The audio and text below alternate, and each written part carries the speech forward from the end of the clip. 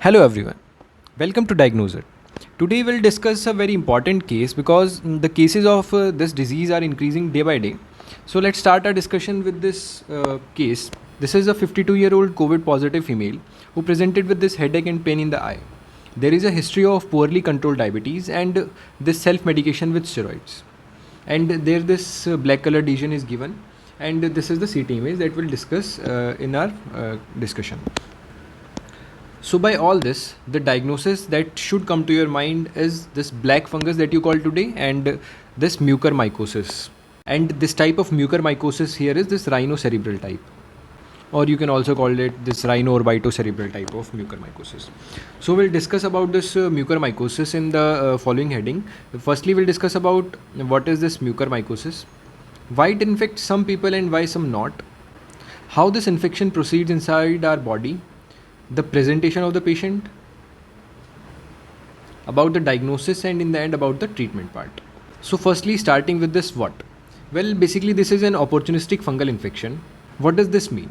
Firstly, this opportunistic infection basically means that these are the infections that occur in a patient with decreased immunity or immunocompromised patients, and the severity of these infections are quite high.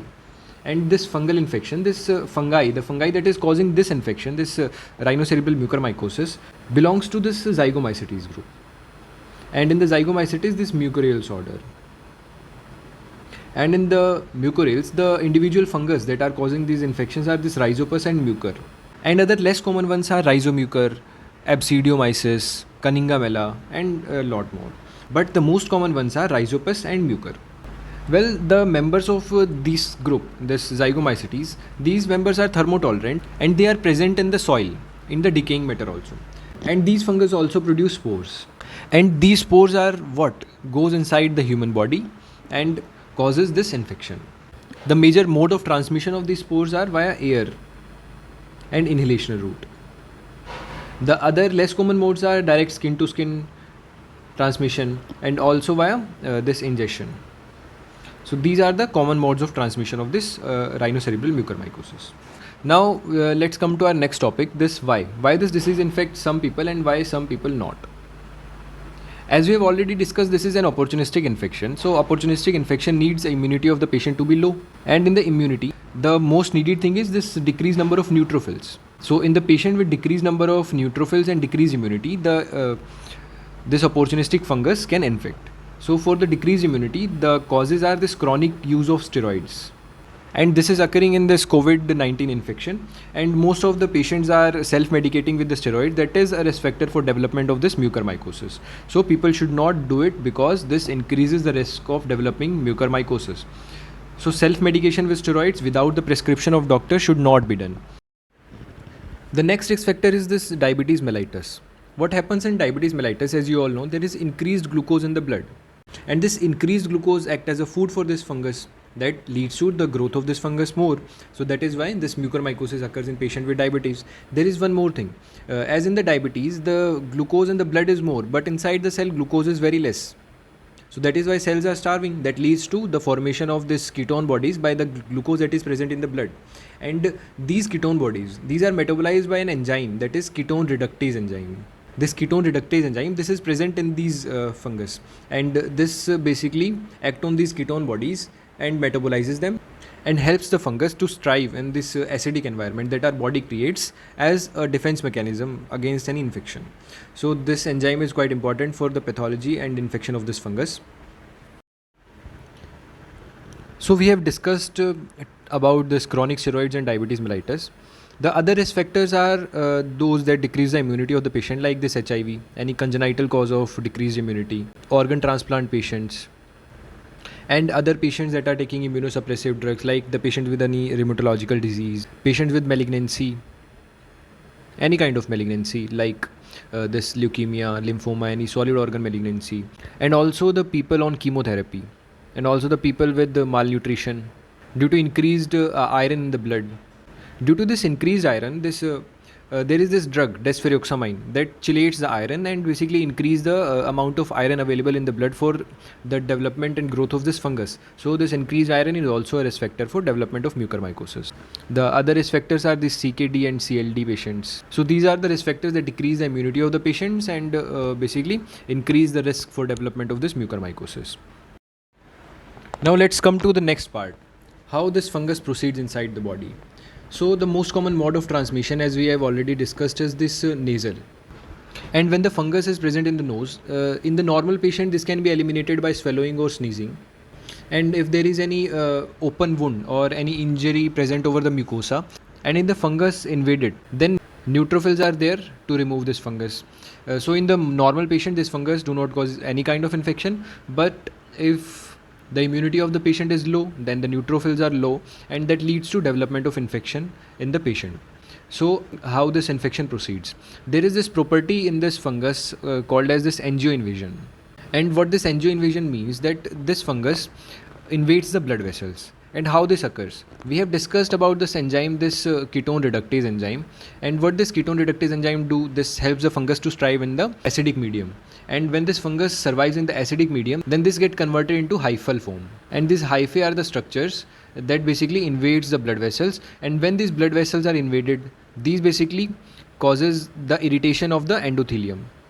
Not only the irritation, they basically damage the endothelium, and when the endothelium is damaged, the clotting factors are released, and these released clotting factors causes the formation of clot inside the blood vessels. And when the clots are formed, this basically leads to blockage of the blood vessel, and when the blood vessel is blocked, hypoxia, then ischemia, and then necrosis develops over that area supplied by that blood vessels. So that is why this necrosis has occurred over this place. Now we have discussed about how this fungus proceeds. Now we'll discuss about the presentation of the patient, how the with what kind of symptoms the patient will present to us. As we have already discussed, the most common place where this fungus infect is this nose and paranasal sinuses, and the symptoms by which the patient presents is due to the involvement of blood vessels, as we have already discussed, and the early symptoms are nasal congestion with discharge, and the symptoms in the later stages, this headache, pain in the eye, this diplopia, chemosis when this infect the conjunctiva, facial numbness, and these ulcerations and gangrenous kind of structures developing over the face. These are the most common presentation. So this is about this rhinocerebral mucormycosis. And the other place where this fungus can infect is this lungs. And in the lungs, the most common presentation is this bilateral pneumonia. And in the bilateral pneumonia, the symptoms by which the patient present is cough with hemoptysis and fever and also dyspnea. So these are the symptoms in this pulmonary form. The other place where this fungus can infect is this skin. And in the skin, it can be of two types. One is if the infection is present elsewhere in the body, and that elsewhere infection leads to development of skin lesions. And the other thing is this fungus infect any kind of wound that is already present over the skin. This basically leads to swelling, necrosis, or some kind of abscess formation also. So these are the skin manifestations of this mucormycosis. The other place where this fungus can infect is this GIT. And in the GIT, the most common manifestations are this diarrhea, melena, and hematemesis. And you can understand why these symptoms are occurring, because this diarrhea is due to the irritation of the gastrointestinal mucosa. This melena and this hematemesis are due to erosion of this GI mucosa, leading to bleeding in the GI tract, and this bleeding manifests as melena when this blood goes in the stool, and hematemesis when this blood comes out via the mouth of the patient. In the severe stages, this can also lead to perforation and even peritonitis also. And when the bleeding is severe, then this bleeding may lead to development of hemorrhagic shock in the patient. Well, GI symptoms are quite severe for the patient, and these are also quite rare, because for development of GI symptoms, the immunity of the patient should be very severely immunocompromised, because the GIT is having a very large amount of immune system present in it. And the last part is this disseminated infection. And in the disseminated infection, the symptoms of all 4-5 types that we have discussed earlier are present, and this is the most severe form of this mucormycosis. And the most common form is this rhinocerebral mucormycosis. Now let's come to the diagnosis part. Well, when the patient present with these kind of symptoms, this headache, pain in the eye, with this history of uncontrolled diabetes and self-induced steroid use, we can clearly say that patient is immunocompromised. And with these kind of skin lesions in the patient, we can clinically make the diagnosis of this as mucormycosis, and we should start the treatment, because these lesions, these can progress over hours and may involve whole of the face also. So this is kind of an emergency condition, so we should start the treatment. And for the diagnosis, for the exact diagnosis, the investigation that we need is the biopsy, and the biopsy should be taken from the middle turbinate of the nose, because this is the most common location where this fungus can be found. But if this is necrotic, then we should take the biopsy from the area that is adjacent to the necrotic area. And in the biopsy specimen, we can find this kind of biopsy, and this is the basically the fungus. And the main characteristic of this fungus that we see in the biopsy are these ribbon like hyphae, and basically these hyphae are aseptate. And if the branching are present, then these branchings are present at 90-degree angle. So these are the aseptate and long ribbon-like hyphae of this mucor. And one more thing that you can't see in this biopsy specimen, but in other biopsy specimen you can see the angioinvasion. These hyphae are seen invading inside the blood vessels. So these are the biopsy findings in these cases of mucormycosis. The other investigation that we go for after this biopsy and confirmation is this CT scan. And in the CT scan, we can know about the extent till where the disease has extended. As in this case, you can see this this area that I am highlighting. This is showing the fungus. As there is no air in the paranasal sinuses, this is all area that is involved by the fungus. Well, this is how we make the diagnosis of this case of rhinocerebral mucormycosis. And in the end, let's come to the treatment part of this disease. Well, the first thing that should be needed is this early diagnosis. And after the diagnosis, the treatment should be started as early as possible. And the treatment that we do, the first thing is we should decrease the risk factor. Like if the patient is having diabetes, we should control the diabetes and the blood glucose should be reduced. And if the patient is on steroids or any other immunosuppressive drug, then the drug should be stopped, so that the immune status of the patient can get better.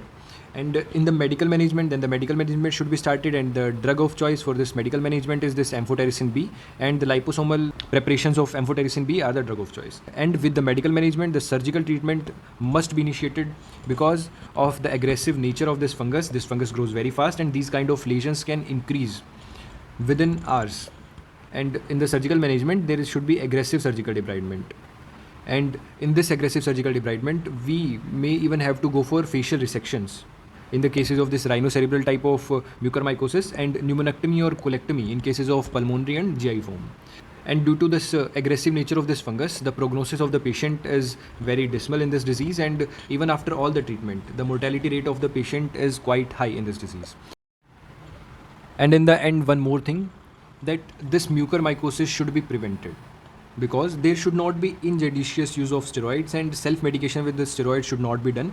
And if the patient is having diabetes, then poorly controlled diabetes is a risk factor for this disease. The controlled diabetes is not a risk factor, so diabetes of the patient should be controlled. As this is also an airborne infection, the preventive measures are similar to COVID, and you should follow those preventive measures.